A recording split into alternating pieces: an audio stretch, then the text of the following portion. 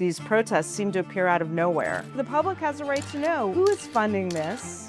There's no oversight over who these groups are, who their funding sources are, how much money they're even raising, how much money is going into these protests. Is the British taxpayer paying for these hate marches? Several organizations, they're getting millions and millions of pounds from the British taxpayers, classify themselves as humanitarian aid organizations. How much of their income is going to these protests? We started to see so much US money coming into these protests. These demonstrations were described as grassroots. There's a long-standing professional cadre of individuals who are driving a lot of what's going on. One of the most interesting names that kept popping up was Jeremy Corbyn. One of the groups applied for a permit on October 7th in the middle of the day. Across the world, they were all using the same signs, and these signs were professionally printed. How did a US-sanctioned figure reach the center of British demonstrations? He was running one of the core 6 organizations involved in the protests.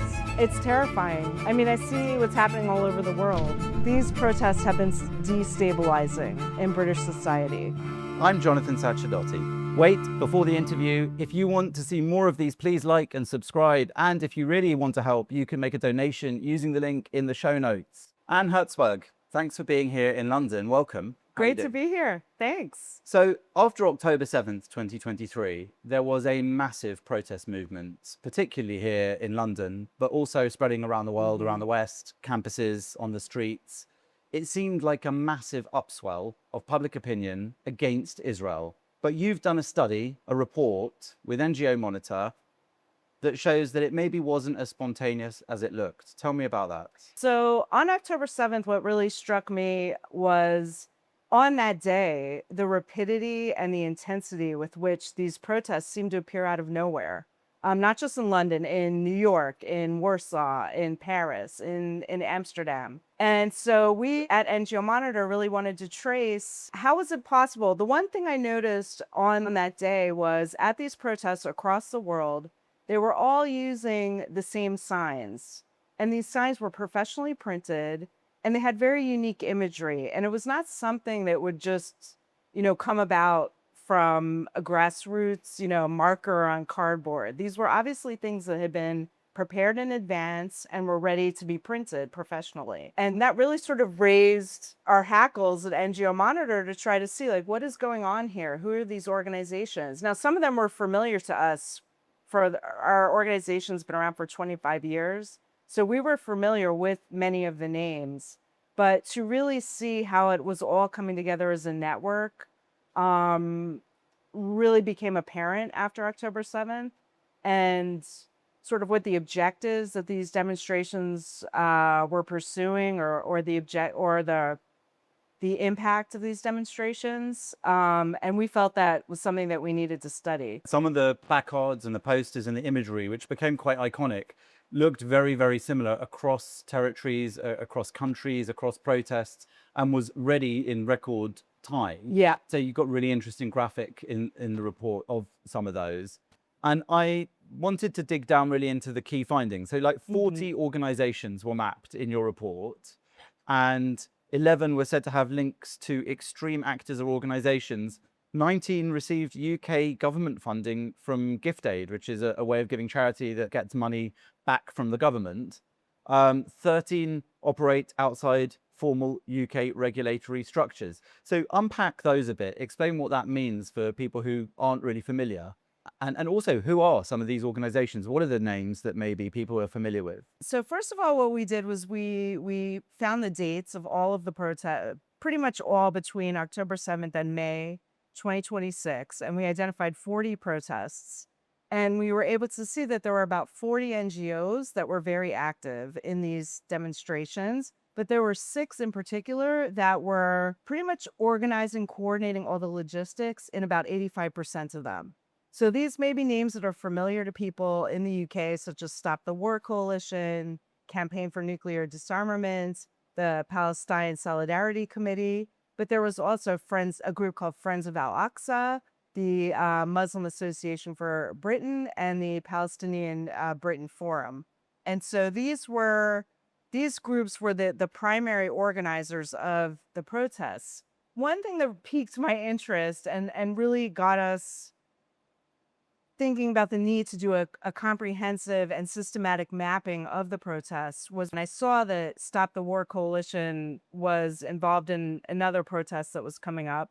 And just out of curiosity, I wanted to see who was funding them. And I saw they were not registered as a charity in the UK. And I saw they were using a US activist platform to raise money. And I thought, that's very odd.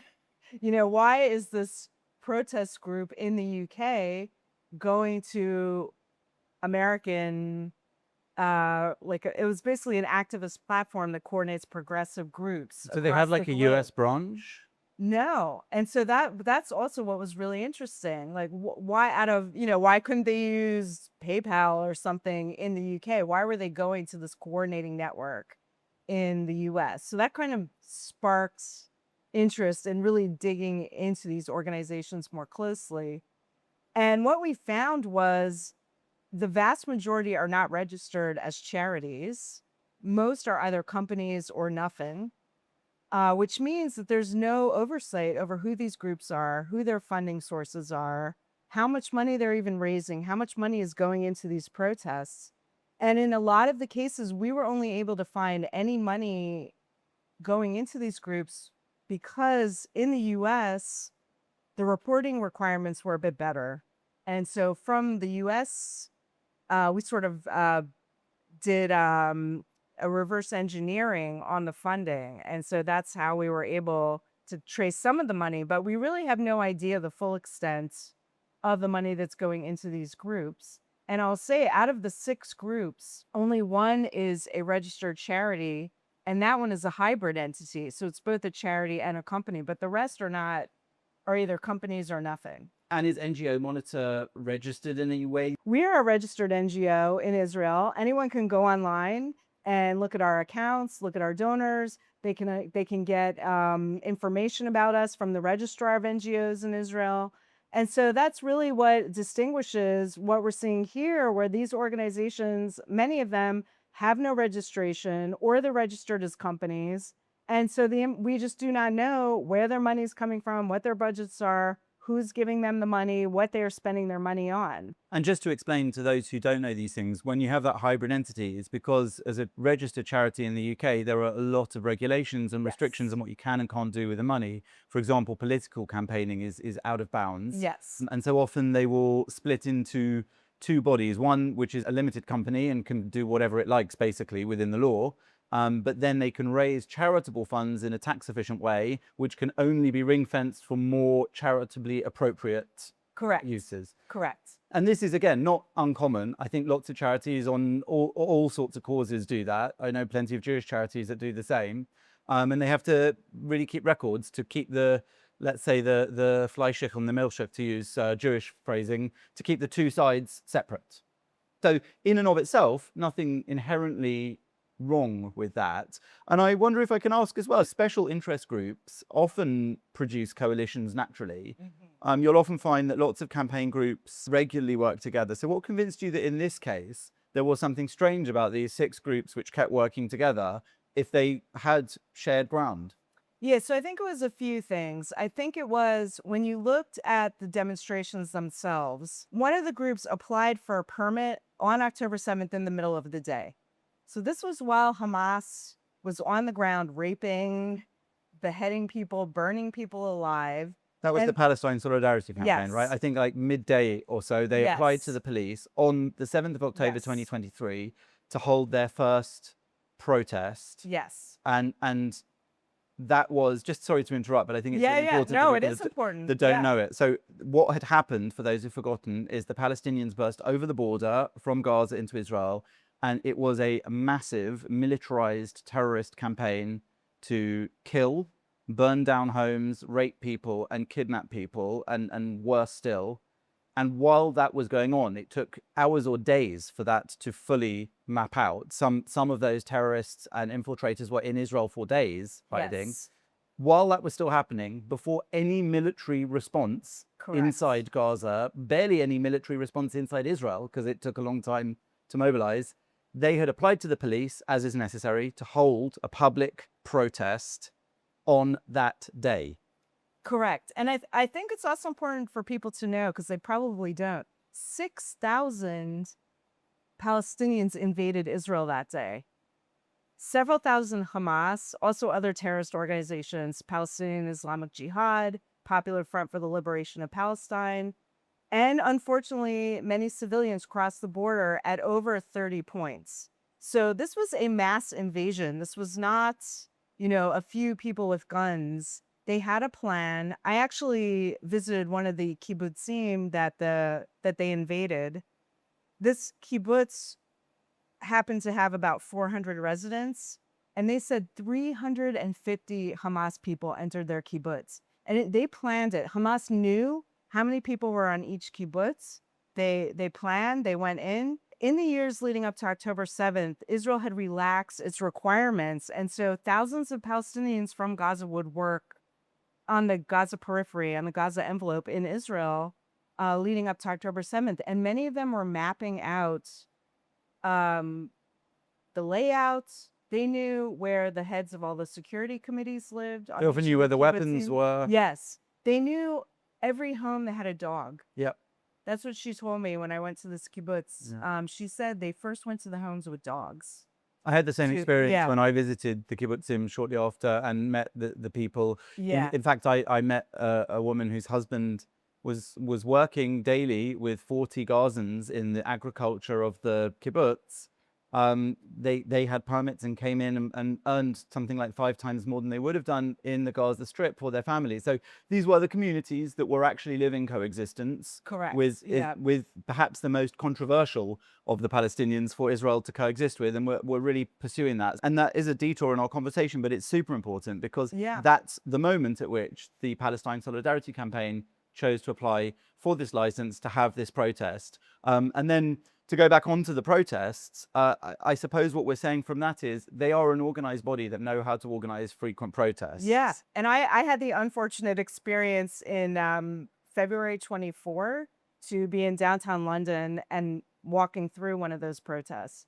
And I think there was no expression of empathy for what had happened in Israel. PSC was not going to organize a protest and also in support of Israeli victims on that day. I think that's what's really important. I did not see any signs for the hostages in any of these protests. I did not see any Israeli flags alongside Palestinian flags. There was no expression of, let's all coexist together. They were very one-sided. And I think that's why it's important that on that day was when they decided to mobilize this movement. And actually, it's worth saying, because I think that is something that is easily missed if you don't think about it hard. There was no sense of horror in those protests, even from day one. So on day one, when they're applying for those protests and the earliest ones started, I have to say, this isn't, I always say it's not a football match where you're team 1 or team 2. Right. It is a really horrible geopolitical conflict that's gone on for, about a century. And to protest for the welfare or benefit or lives or rights of Palestinian Arabs is one thing.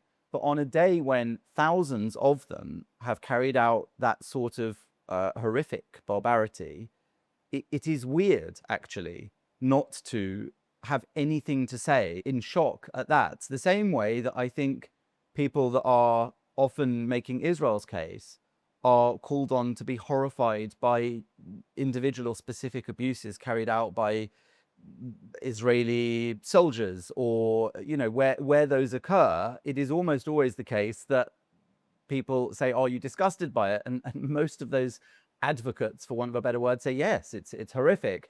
And here were 3,000, you said? Yeah. And 6,000, excuse me. And not a Yeah. word in that protest, that early protest. Yeah. This is horrific. And I think the other main points about it is the idea of Hamas's attack was to spur attacks from Lebanon, from Hezbollah, from the Houthis, from the militias in Jordan, Syria, Iraq, and Iran even, to do a 7-front war in Israel, which is what happened. And also Hamas on that day shot thousands of rockets. And every day in Jerusalem, we got 10 rockets that morning, 10 Tel Aviv, hundreds of rockets were going off that day and continued for months. So this was the start of a multi-front war that was launched by Hamas. They wanted this to be also Hezbollah to invade. That's what the IDF thought was going to happen that day. Most of the reservists that were called up went up north. They did not go to the south. I think that's also a really important point. And I think when we look at these demonstrations, we have to put them into context of what I've been calling, you have on the one hand the military operations, on the other hand you have the information war. Now, whether or not these groups intended to be part of that information war, that was the impact of it. Because you had these mass demonstrations in the street that were not offering any sympathy. And essentially, what were the purpose of these demonstrations?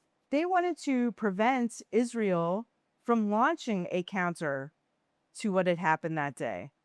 That's what I believe those protests were for. Now, maybe they'll say something different, but Israel hadn't done anything yet at that point. We were still being pummeled by hundreds of rockets. We didn't know if Hezbollah was going to also invade with thousands of people. They're applying for permits to bring hundreds of thousands of people into the streets. And what was that for? It was to put public pressure on the British government to deter Israel. So, that's how I'm viewing these protests. And that's why I think that it's so important that we study who the actors are and where their money is coming from.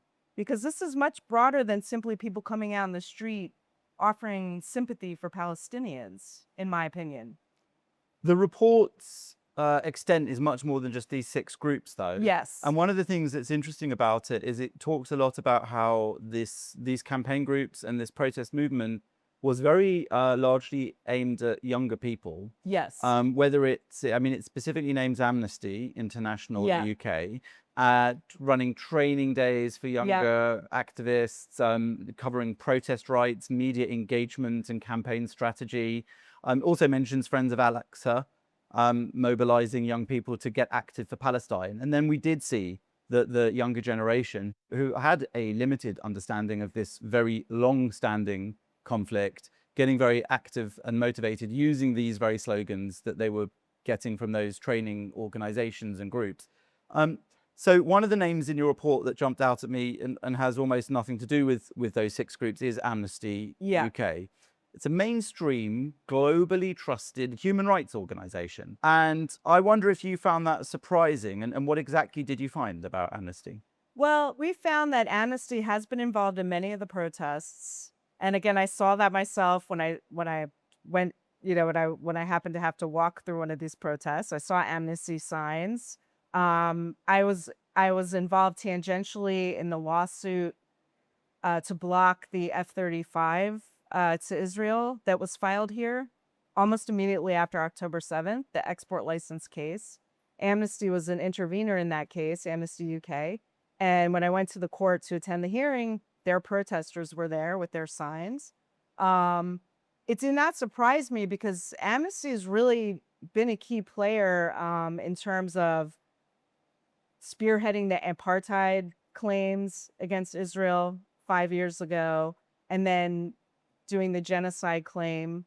So it didn't surprise me at all that they were involved in these protests. I think what did surprise me, though, was the way in which they were so openly and specifically targeting kids from ages 16 to 24, they said. So, and they said hundreds of youth. And I think that's kind of scary, actually. These protests are not balanced. This organization is supposed to be about research. They used to be about research. I don't know if people are giving them money to do these other activities. Perhaps they are. But that's not what I think of when I think of Amnesty and their long history. I think of research reports. Well, when I think of Amnesty, when I was, school sort of age, and actually I kind of was interested in Amnesty. I can't remember if I did join or not as a teenager. It was more about like prisoners of conscience. Correct. Letter writing. Letter writing and campaigning for sort of political prisoners who were these victims of miscarriages of justice, politically motivated, things like that. Exactly. Do you think this is materially different from Amnesty's ordinary human rights work or education work then? I think so because, Amnesty claims to uphold universal human rights. And I didn't see a lot of universalism involved with these demonstrations. I see a lot of concerning signage. Again, I didn't see, Amnesty, they could have really played a major role in these protests, advocating for the hostages, calling for coexistence, having a universalist message, support for both Israelis and Palestinians. But I did not see that. All you would see was, oh, the genocide, stop the genocide. The hostages is really important because, again, I Yeah. think the news cycle moves very quickly now and people have sort of forgotten about it. And even during the period where there were still hostages in the Gaza Strip, it became in this kind of battle of words and placards. It came to mean nothing to many people. When they saw hostage posters, they ripped them down. And a Yeah. lot of people said it's because you're heartless. But actually, I think the people ripping them down may not have been heartless. They didn't see the face. They didn't see what it meant. They just saw, this is the other side's poster and I don't want it there.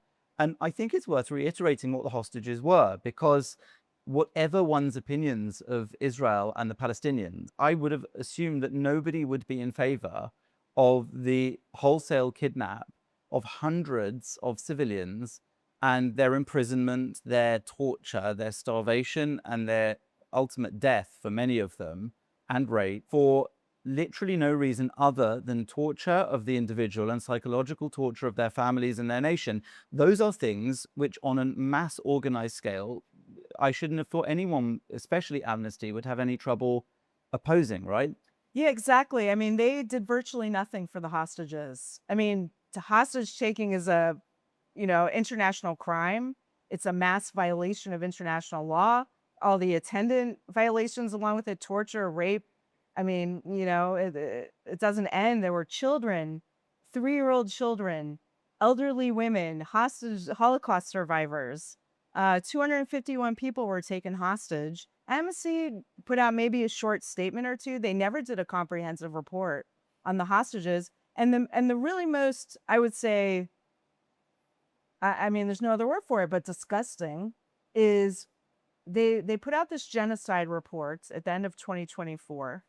And right before they did that, they said, oh, we're coming out with our report on October 7 shortly. Now, they only did that because people knew the genocide report was coming out and they had to, say, oh, we're going to put this out shortly to, as a facade of balance.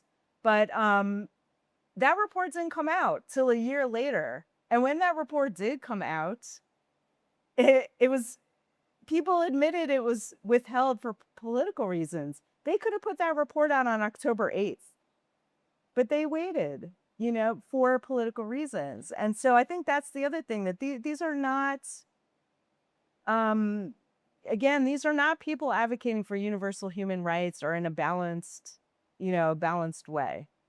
They're partisans. There's no other way to look at it. When it comes to younger people, it's a really interesting angle for me, because on the one hand, you can say, well, young people get motivated by political movements and by injustices in the world, and are often the people that make up protests, whether we look at, Just Stop Oil or Greta Thunberg and the sort of school strikes and what have you.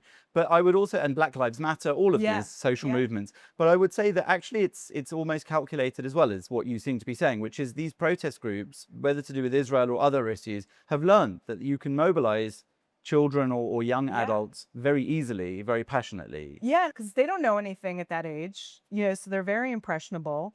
They're very into TikTok and things like that, where these social media is a huge piece of this.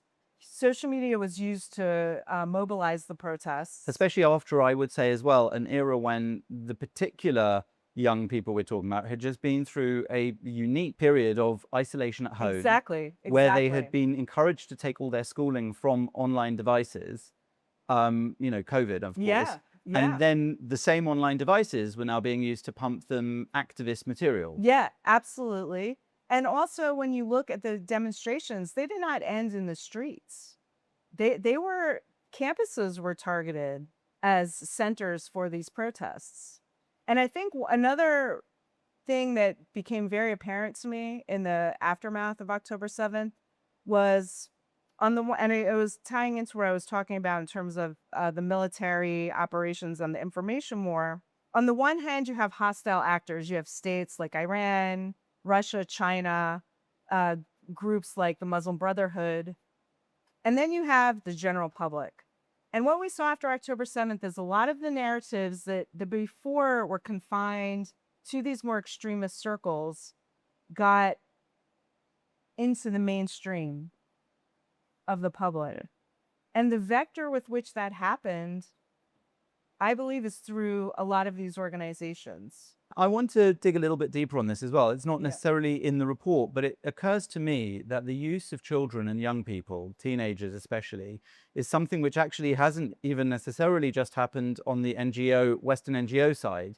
It's happened also on the Palestinian side. So, For sure. you know, we saw this For BBC documentary here, the Gaza documentary, the famous one, Oh, the right. infamous one, where it starred, was narrated by a Hamas minister's son, a teenager. Yes. And there were other, what I've described as child actors in it, because they were acting a part that was shown not to be, at least as they portrayed it in the documentary. I'm thinking of the kid that was portrayed as a paramedic at the age of 10 or 11. Now, I traced in some of my work, pre-October 7th, on social media in particular, Instagram, Hamas had made very good use of children in Gaza. They'd actually nurtured many, many child accounts, which they could then activate. There was one girl called Nadim Abdulatif, who in a previous war was shown by many news networks in you know, blown up sites or areas of wreckage, crying about how she wanted to become a doctor when she grew up.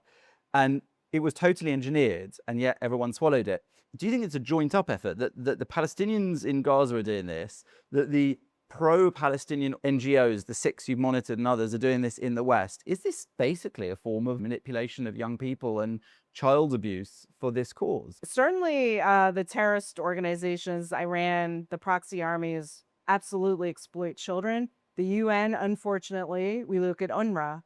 You know, UNRWA is, I think, inculcating generations of children, inciting them to violence and anti-Semitism. Through schools, for Through example, they schools. organize schooling Yeah, and I the mean, curriculums. and there are other organizations that have documented this, but, you know, Palestinian children are targeted from the minute they're born. They're dressed in Hamas garb. Their children's programming talks about killing Jews. Their clubs, their after-school activities, their summer camps, all the way through university. You know, all of the terrorist organizations have groups on universities. And in a way, that's now being done in the West. Exactly. They have done that for a long time, but now there are these same groups going into universities and schools and online and TikTok and literally nurturing the kind of non-necessarily terrorist version here. Is that what you're saying? To a degree. I mean, because kids are, again, very impressionable, and they're the next generation. I mean, we've seen this in the United States, in New York, for instance. A woman is standing in the election in November. She was a Columbia student, very involved in the protests, and she is now standing for Congress, U.S. Congress, and has said the most vile things. She was out there protesting on October 8th, you know, lauding Hamas, and here she is going to be standing for U.S. Congress, and that's a perfect example of you know, why young people are targeted, because then they're going to be taking it. They're going to be the next people in power. To be fair, does Israel not do, to some extent, the same in preparing children throughout school for their army service when they reach the age? Does it not do the same through diaspora communities and through synagogues around the world where there are prayers for the IDF and the soldiers? I suppose people on the other side of this debate will say it's natural to try to bring up your children to fight for your cause, even whether it's literally in an army or through violence, or whether it is peaceful campaigning, as I think they would describe their stuff. So where do you draw that line? I think where you have to draw the line is, first of all, in Israel, it is a politically pluralistic society. There's nothing like, you know, what you see in Gaza, where you have children at kindergarten ceremonies with knives and another kid dressed as a Hasidic Jew, and the kids are stabbing and they're, you know, mock taking people hostage. I mean, that's what they did in their kindergarten plays, taking Israelis hostage. And there are videos of it. Yes, this is the point. there are This is not a videos. fantasy that's No, been there are manifested. videos documenting And they're not this, you know. anomalies. They're kind of, you know, there are many videos. Some of the UNRWA schools are teaching a curriculum in which it's printed in the books, some of this propaganda. So they're not outlier cases. Exactly. It's not outlier cases. And also, when you look at Hamas, they target civilians. That is what they do. They blow up buses. They blow up concerts. They blow up restaurants. They invade kibbutzim. They attacked a couple army bases, but most of the victims were civilians. They were not people in the military. And they went into homes. People were hiding in their homes, and they viciously broke into the homes. They broke into safe rooms. They shot people through the door. The most, I can't even watch some of these videos. It's so horrific what happened that day. This is not normal. This is not what the IDF does, which is a professional army, which has ethics and rules. And any Western army, despite the nonsense you might hear from certain politicians in various countries. I happened to sit in on the Foreign Affairs Committee on Tuesday. So despite what you might hear from certain politicians, every Western army will say that the Israeli procedures exceed their own. And so it's complete nonsense to make that comparison. Yeah, well, I'm sorry you had that despite experience. By the yeah. way, I also was Yeah. called for evidence in one of those, and it was extraordinary specifically on Israel. So Yeah. now, one of the sort of reports, what NGO Monitor's report central kind of ideas is that these demonstrations were described as pitched as grassroots. They were Yeah. expressions of grassroots dissatisfaction or concern. And there is no denying that many people went to them. So even with this kind of organizational backbone or encouragement, can't something be genuinely grassroots, but also have professional organizations that are organizing and directing it? So I think that's true. You can have that. But I think in this case, because of the advanced planning of it, I think over time, maybe they got more people to join in on these causes. But it clearly was a top-down series of events rather than something that naturally started from the bottom and then grew.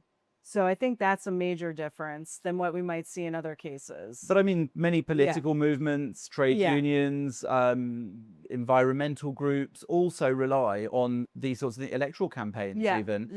So the question is, was this movement genuine or was it organized to be deceptive, or was it a bit of both and it was manipulative? What is the suggestion really? I mean, I think it's a bit of both. I think that's true. I think the facts, when you look at a lot of the organizations, have ties to the Muslim Brotherhood, for instance. Lord Walney, for instance, has done a report on Iranian influence, IRGC influence in a lot of these organizations.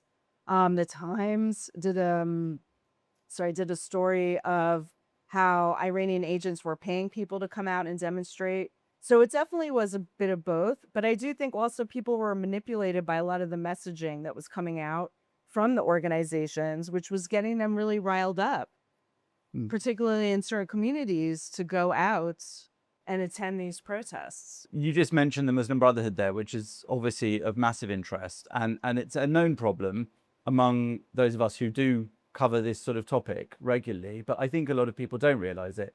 The Muslim Brotherhood is a small-ish in numbers, but massive in impact organization. Originally started, about 100 years ago in Egypt by Hassan al-Banna, and now spread in the West. We know from its own documents that have been uncovered, for example, by the FBI, of its actual plans and methodology to try to use Western institutions and freedoms in order to effectively bring down Western liberal democracies. I mean, paraphrasing, but this is the sort of language that their memorandum used.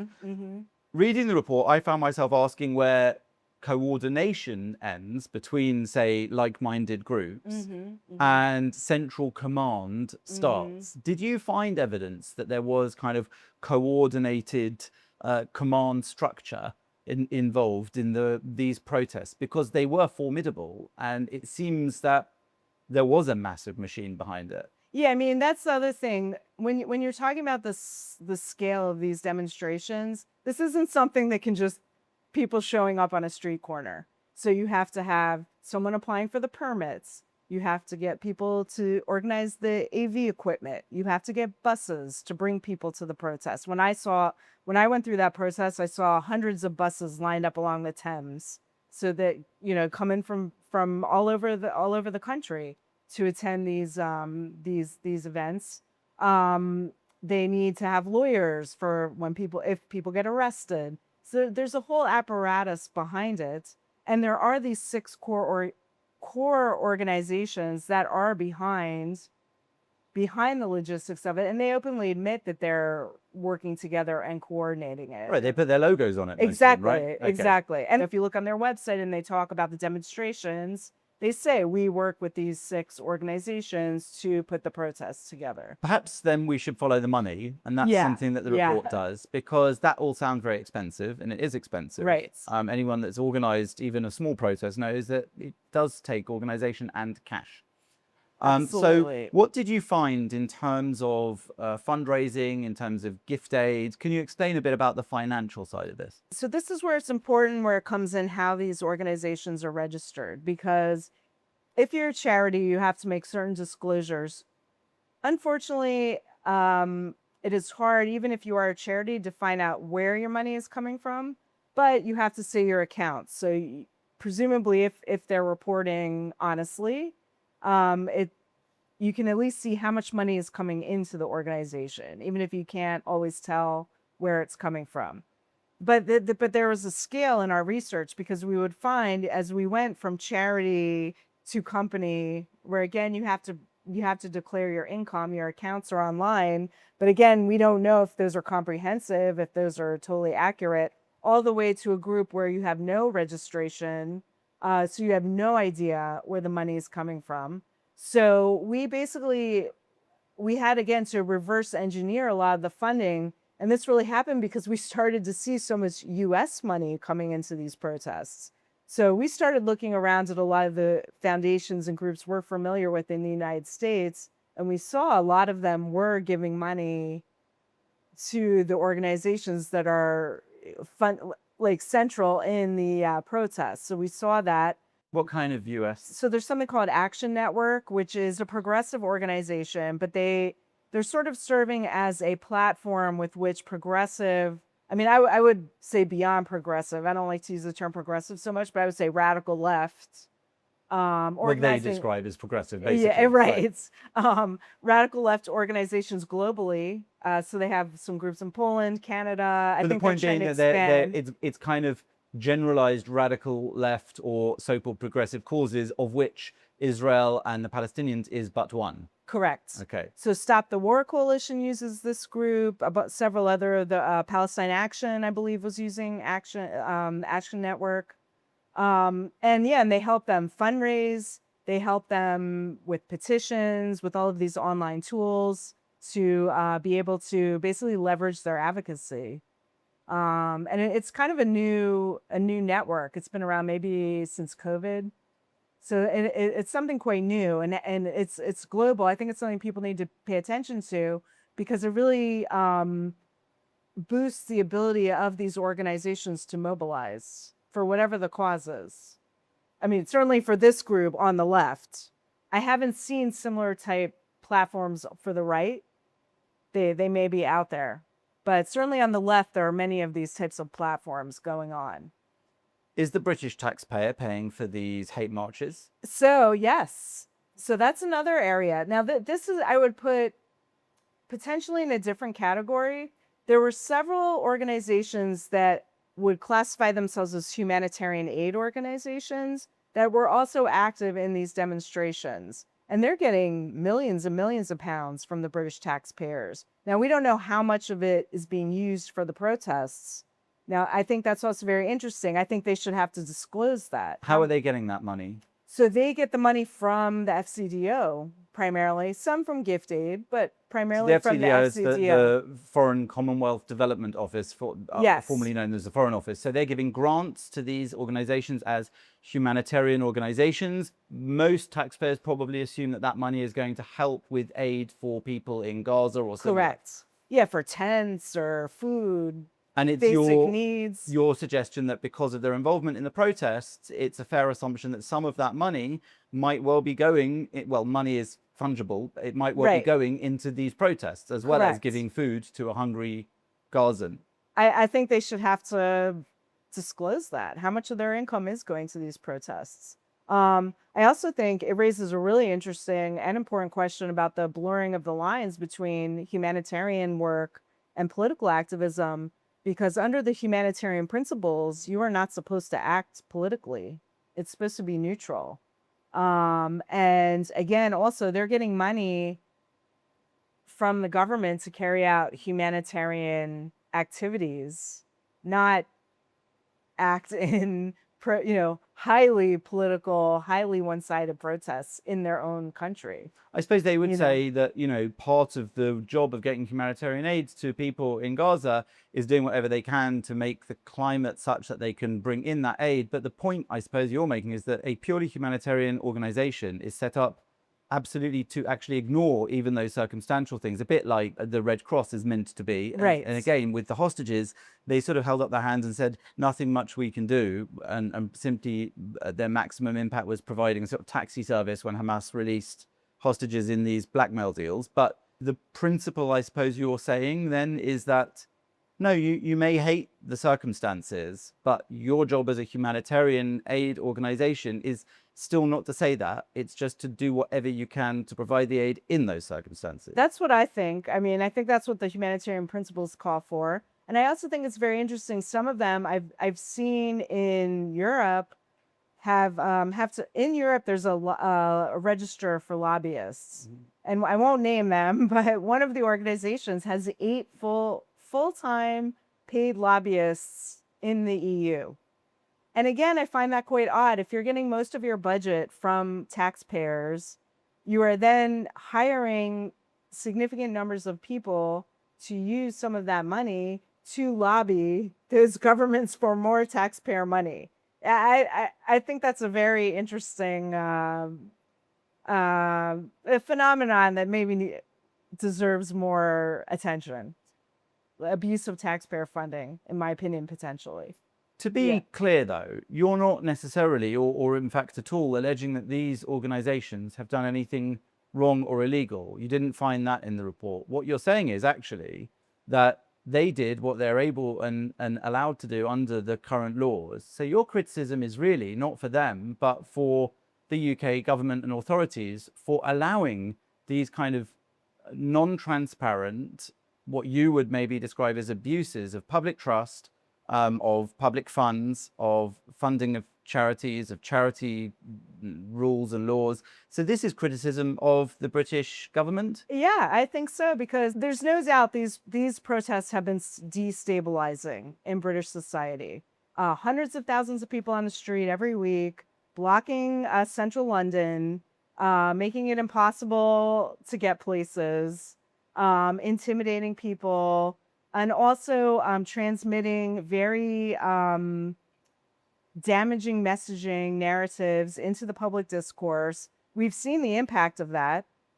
Attacks on Jews in particular, attacks on synagogues, attacks on ambulances, people being killed in a synagogue in Manchester. This violence has even extended to the United States, which I can give an example of that. And so the public has a right to know, where's the money, who is funding this? That's one issue.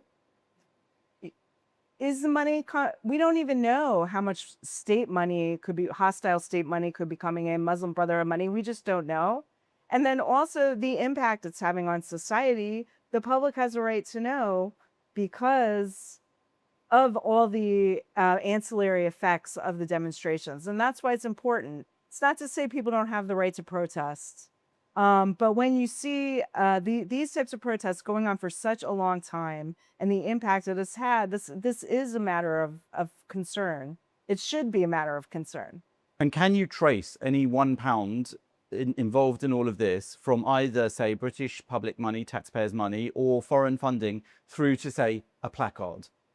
So it's very hard to do that because it's not transparent. So it's very hard to be able to make that direct, that direct connection. But again, money is fungible. They're participating in these protests. They're getting millions of pounds from the British government. I find it hard to believe that none of it is going into the protests. Even if they say that money isn't going in, the organization has money for other things because some Correct. money is going in. There's been a lot of discussion and debate in Britain in the last sort of nearly 3 years over whether these could be described as hate marches and whether governments should ban them, and whether that's a curtailment of freedom of speech and freedom to protest.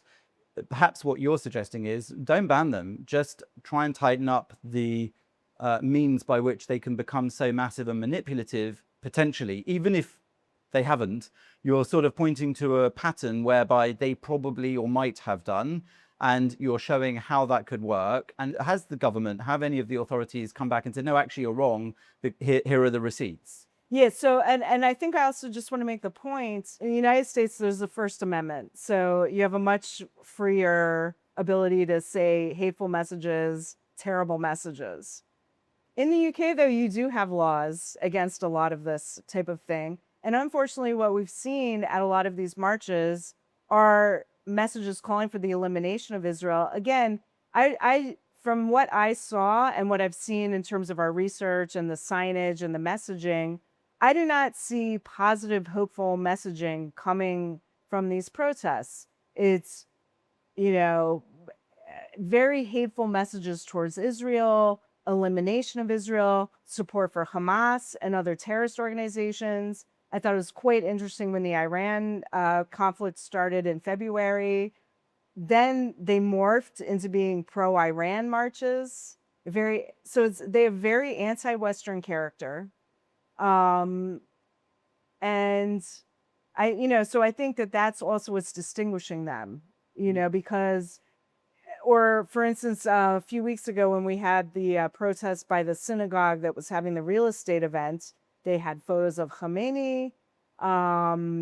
It got pretty heated, the atmosphere, violent, and maybe in some respects. So your point is that it's kind of a wholesale adoption of an entire narrative and agenda, not just a protest about, say, Israeli army actions in Gaza. And so, there's a whole gulf between being worried about or concerned about the plight of people stuck in the war in the Gaza Strip and being pro the Islamic Republic of Iran regime. Right. But I wonder what you would say then, because your complaint basically here is about foreign-funded NGOs interfering in British public life and British social movements. And you represent NGO Monitor, a foreign-funded and foreign NGO, which has come to Britain to interfere in British public life and protest. So how are you any different? Yeah, so first of all, I work for NGO Monitor, but I am also Israeli and I'm also an American and a Jewish. And so I see from those identities as well, the impact of these demonstrations on those three aspects of my identity. So as a Jewish person, when I come here and I meet my friends, if I'm going to synagogue, if I'm having Shabbat dinner with them, and I hear them telling me that they have to spend in their synagogue £1 million a year on security because of this, out of their own pockets, how they're all thinking of packing their bags and moving. I've met very few Jewish Brits who are not thinking about an exit plan from this country. Certainly as an Israeli, I think it's contributing to the conflict. I think these messages harden positions like Hamas and Hezbollah and Iran. It makes them much more willing to keep doing what they're doing, because they know they have support in foreign capitals if they continue their campaigns. And then as an American, I see a lot of cross-fertilization with the groups. One thing that was highly disturbing was in the end of June, the beginning of June, the federal government issued an indictment against 8 students and former students from the University of Michigan who were threatening and attacking trustees of the University of Michigan, as well as Jewish institutions, basically threatening to kill them, poison them. And they, in the indictment, it says that these students, one of which was a Palestine Action person, they have Palestine Action now in the US as well. They indicted these people, they were arrested, they're going to stand trial. In the indictment, it talks about how they use social media to transmit their threats. And one of the accounts they mentioned was Palestine Action. So this is something that's impacting us in the United States as well. Tremendous anti-Semitism also in the United States. People have been killed in the United States because of these. There was um, uh, elderly people attacked at a protest on behalf of the hostages by these actors that are getting radicalized from what's been going on in terms of the narratives. And so that's what I would say, when I'm coming here, I'm not coming here to in contrast to what we're seeing at these demonstrations, which are really promoting messages of hate, terrorism, that have been completely destabilizing and damaging to the society here.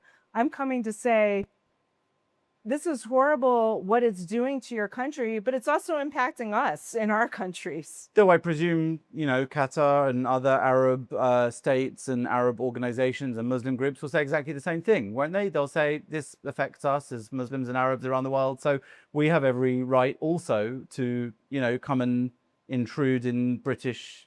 Well, again, they have that right, perhaps. Well, I don't know if Qatar does. I mean, there are rules about state influence. Well, they own half of London. Yeah, right, so, that's to be true. fair, so. I mean, you have the foreign influence registration scheme here, so states are actually not allowed to have influence. You have to register if you are being supported by a foreign state or acting on behalf of a foreign state, and that scheme is not being enforced. It doesn't seem like it. But I believe we are trying to uphold Western values. And I don't think the Muslim Brotherhood upholds Western values. And a lot of these groups are openly communist, socialist.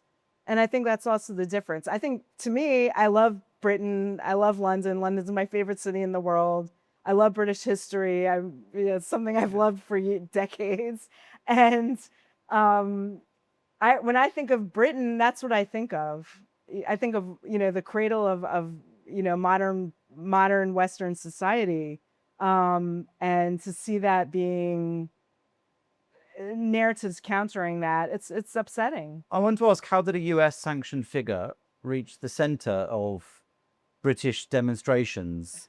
This is something, you touched on in the report, and just sort of set the scene. Until February 2026, the Palestinian Forum in Britain was chaired by Zahir Birawi, who, you note in the report, the US later sanctioned him over his links to an organization it called a Hamas Front.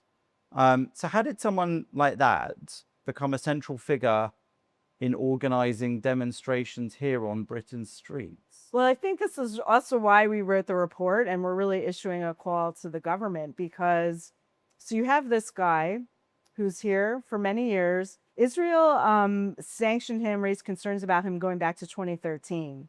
So this is a known figure. Now, I don't know if the Israeli government ever spoke to the British government, but I know in other cases, often the British government just ignores Israeli terror designations. I've seen that in other cases. So I don't know if they were warned about it and just didn't do anything about it. But there were other cases, the dog rape story, the infamous dog rape story in the New York Times. The guy behind that was also sanctioned by Israel, designated by Israel over 15 years ago. And he was listed in that designation as a British citizen. So he also was operating here at some point. His group was registered in the UK at the time. So there is a phenomenon where you have these organizations, and this again is going to what we're talking about, the lack of transparency, but I imagine it's happening even in registered charities, unfortunately. And the British government knows? I assume they knew. I mean, I can't say it for a fact, but my guess is they did know. And this figure in particular was also very tied in with a group in Turkey linked to the Muslim Brotherhood and Hamas. And they were allowing him to operate here. And not only that, he was running one of the core 6 organizations involved in the protests. So why would a British registered charity want to cooperate with? Well, that's just it, right? I mean, and so now they've put someone new in, but in this case, I believe they were not registered, that organization at all. So the Charity Commission wouldn't even have Any jurisdiction over it. But I know for the Charity Commission, for instance, a lot of times they will raise concerns about individuals, and those individuals will have to leave the organization. But obviously, if that person was heading the organization, there's an issue in the organization, and there's not enough um, evaluation of that as well. So that's also a reason, again, we wrote the report, saying the government in many of the I'm not saying all the groups at all, but in some cases the government needs to be taking a closer look to who these people are.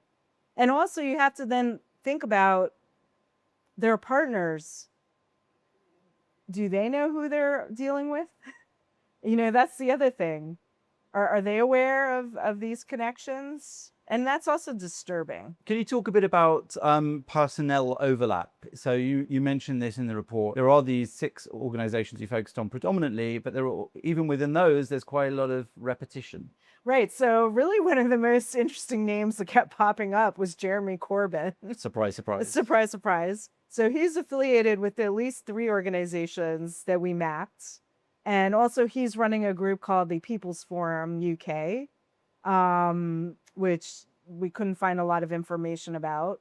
And there are a few other figures like that where they're either on the board of several of the organizations, or they are in a leadership role of one organization and then are on the board of several other organizations. So again, I think that just shows when you're talking about whether it's top down versus grassroots, there's a long-standing professional cadre of individuals who are driving a lot of what's going on. Would we regard exactly the same overlap as suspicious if it was, say, in climate groups or anti-poverty charities or church organizations? It's definitely a phenomenon you do see in the activist spheres, but it's also, for instance, on, let's say, the genocide claim, a refrain you will often hear from people is, oh, but this group says this, and this group says this, and this group says this, as if it's some critical mass of organizations that have all come to the same conclusion independently.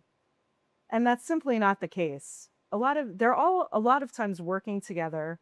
It's the same people, and they're again coordinating a lot of this. So it's not something where you have like 10 different independently operating groups that all have come, to the same findings, doing some sort of investigation and coming to the same findings. No, that's not what's going on. I mean, perhaps most famously done in the Obama era with the echo chamber. Correct. To do with the JCPOA. So Correct. They basically set up or strengthened a whole range of civil society and NGO organizations to repeat their messages. Echo chamber. And then they could say, well, everyone agrees. Exactly. So exactly. In effect, the repetition of personnel, again, not necessarily something inherently problematic or inherently unique to this cause, but it does indicate an area of suspicion. It does. And it's also, I think, a way to, should people want to look at funding and that type of thing, it's a good way to continue their research on that, because if you have overlap of people, then that can point you in directions of where maybe their funding's coming from and that type of thing. You aim this report in particular at Britain, and it's about Britain, and it has the foreword by Lord Wolney, and the recommendations are aimed squarely at the British Parliament. But what responses have you had from the Parliament and from government so far? I mean, are they listening, especially with this Labour government, which is ideologically, I would say, not inclined to agree with the place you come from?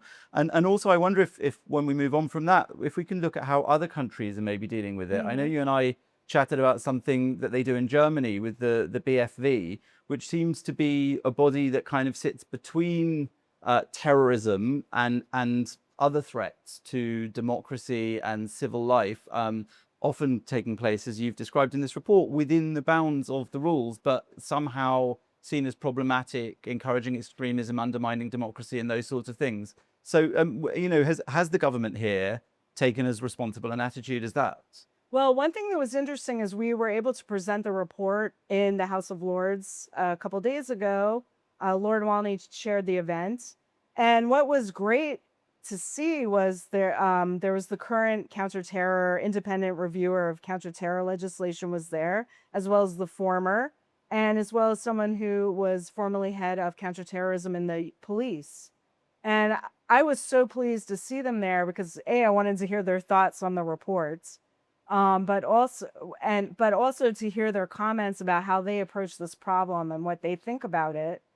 So that was very welcome, and to hearing their comments, and that we are definitely onto something, that they didn't think what we were writing was, crazy. No, they agree that there is a problem here, and that they're thinking about those problems. So that was very encouraging.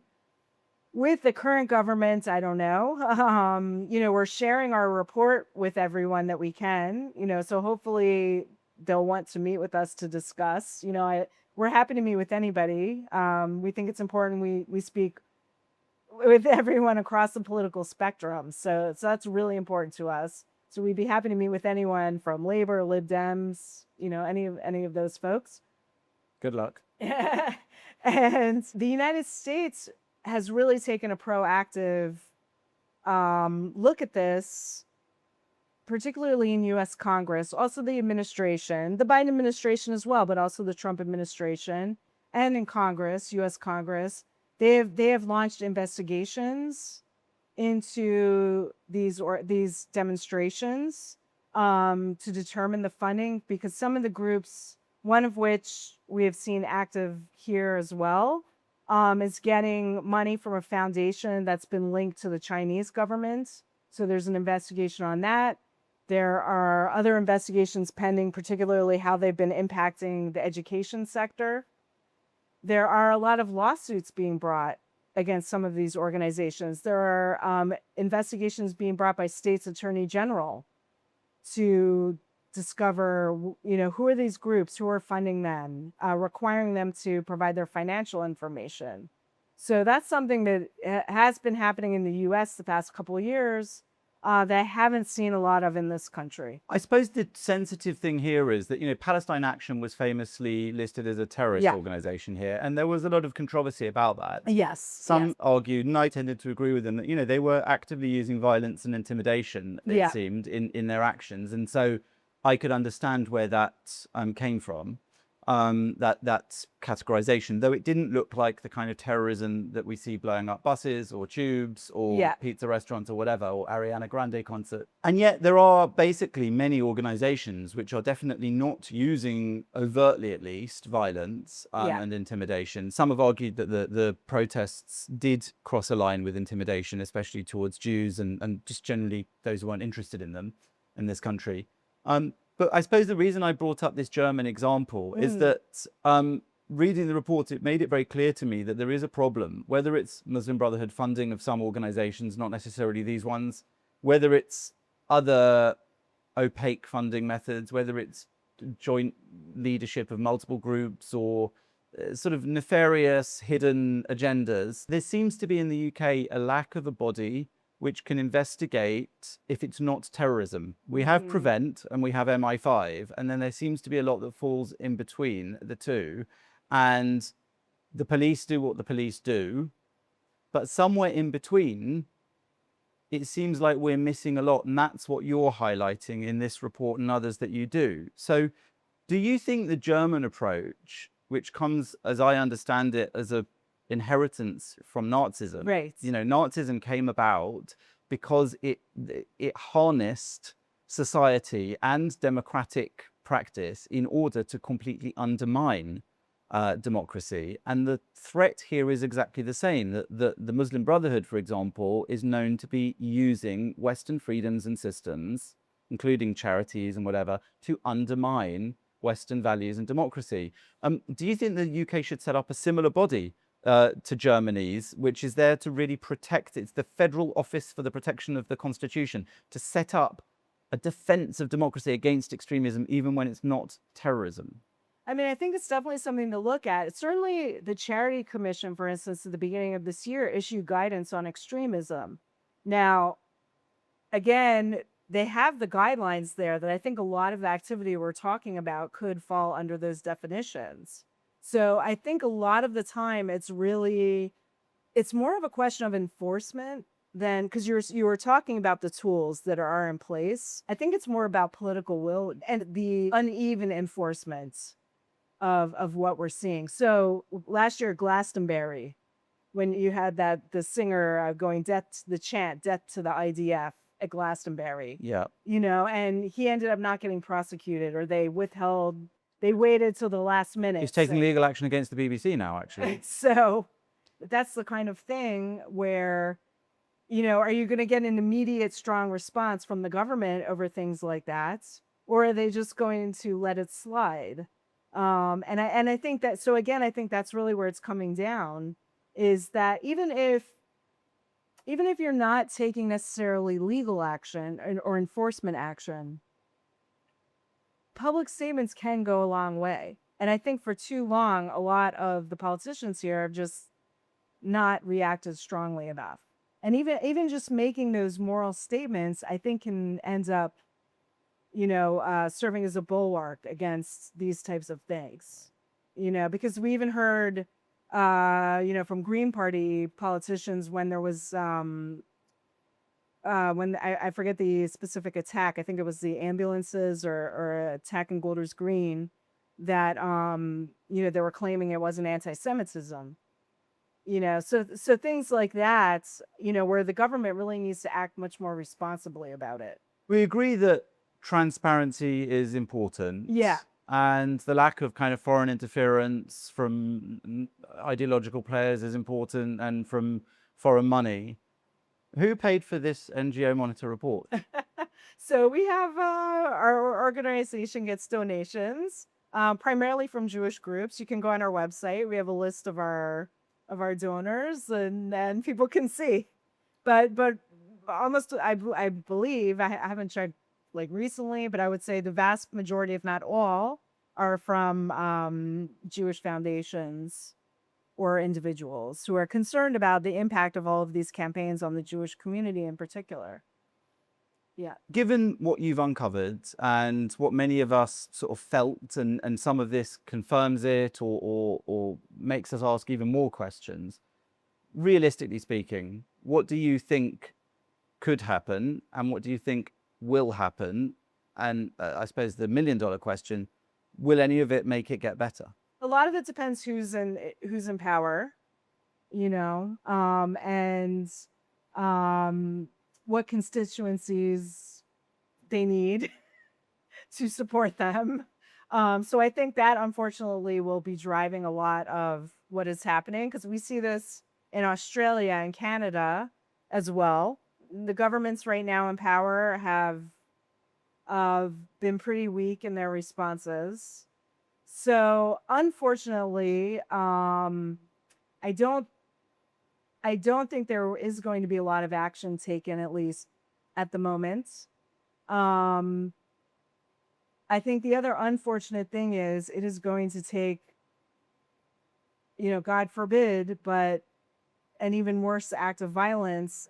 I think that would be the only thing that would really spur on, at the moment anyway, concrete action by the government. So you mean if something happened domestically in the UK, Yeah. that potentially was a result of this sort of activity, you think that then there'll be the desire to look backwards and see how it happened? Yeah.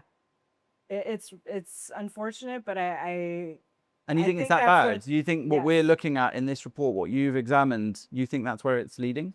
yes. It's terrifying. I mean, I see what's happening all over the world. The increasing rhetoric. Someone made this point I heard recently, and I thought about it. I'm like, this is a really important point. I'm not aware. Maybe in the UK it was different. I am not aware of this in the United States, and I was there at the time, that they were praising Saddam in the anti-war protests surrounding the Iraq war. But here you have months after the Iranian regime mowed down 40,000 of its own people in 2 days, and yet 6 weeks later are out on the street marching in support of Khamenei and the IRGC and its terror proxy Hezbollah on the streets. Now, whatever you might think about war, or you hate Trump, or you hate Israel, why are you marching with signs supporting the Iranian regime? I think that's the difference, and that's what makes me so scared. And the other thing I think that makes me scared is, and again, it's not just in this country, we're seeing it unfortunately all over the West right now. Politicians running on openly anti-Semitic and hostile campaigns against Israel. Israel is an ally of the West. And that is incredible to me, that so many politicians are now running on that platform, that they think that that is a moral way in which to frame their campaigns. But isn't this downstream of exactly what you're identifying? That's the point. Politicians are Yes. downstream of culture and of sort of street movement. And that's why pressure groups or lobby groups with declared or undeclared agendas will aim first at civil society, because politicians, especially in democracies, I mean, it's a good thing, supposedly, will try to satisfy the population and the mainstream of society. So the aim is to make the mainstream of society pull politicians in a certain direction. And what's happened here is, your group, funded by Jews and Americans and Israelis, but not the Israeli state, I understand, Correct. is trying to pull them in one direction. Yeah. And other groups registered here as charities or companies or nothing at all are trying to pull them in the other direction according to their agendas. But the real battleground is the street. It's public opinion, and the politicians will do what they think gets them votes, I suppose. I mean to say that for many people watching this is the crux of the problem. That 100%. they consider Israel and America to be problematic because, in particular, of what's happened over the last 3 years in Israeli and American military action. You and I presumably disagree with that, but they really believe in their heart of hearts, that they are on the right side of history, and thus the battle is almost unwinnable, isn't it?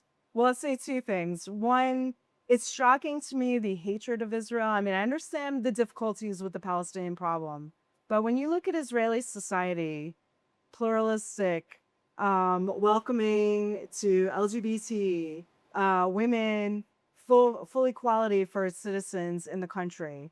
And it's anyone who actually goes to Israel can see, the Baha'i, which are from Iran, have to have their headquarters in Israel because they can't have it in Iran. Jerusalem gives out free Christmas trees to Christians in Jerusalem. All of these things that don't go mentioned anywhere in this country. Yeah, but that you I know what they'll see. say. And Iran Yeah. has positions in the government reserved for Jews, and there's Right. the second biggest Jewish Right. community in like the Middle East or something like that. And then they'll be executed as Right. spies. They'll point the same. So Right. I suppose what I'm asking is, because I know this stuff, you know Right. this stuff, maybe it's But worth repeating for viewers, but how do you dig underneath it? We Yeah. can't send the whole of Britain to Israel. Right. No, for sure. Again, these narratives are basically corrupting the public information space. It's an anecdote that happens to me when I arrived here, but I think it's really important because it highlights what we've been talking about. So when I arrived, I was invited to attend a breakfast of 7 survivors of 7/7, the terrorist attack. Survivors, bereaved families, and first responders. The attack in the UK on the tube Yes. and the buses. bus, exactly. And there were also some people there from the Ariana Grande concert who had survived. Yep. A man who survived had been in the hospital for many months. His wife was killed. And that's when they blew up Manchester Arena. Yeah. Correct. And so I was meeting with them, and I had been in New York on 9/11, so I experienced 9/11 firsthand. And so I met with them. Very moving.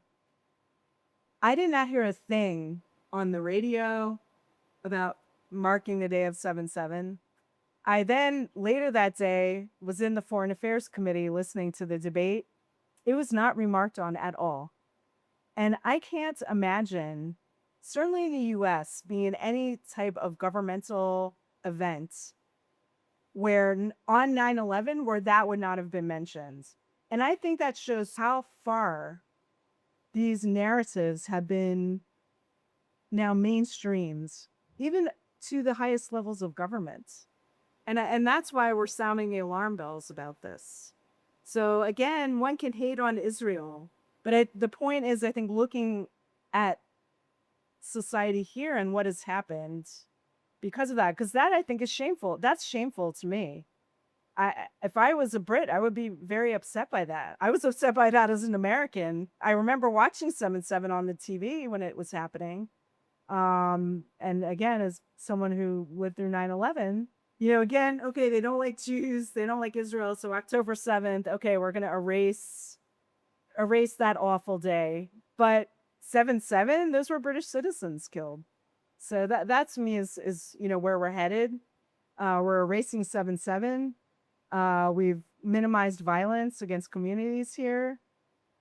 I think we're headed for even worse violence, unfortunately. And so that's why we thought it was really important to do this report and have people take a look at it.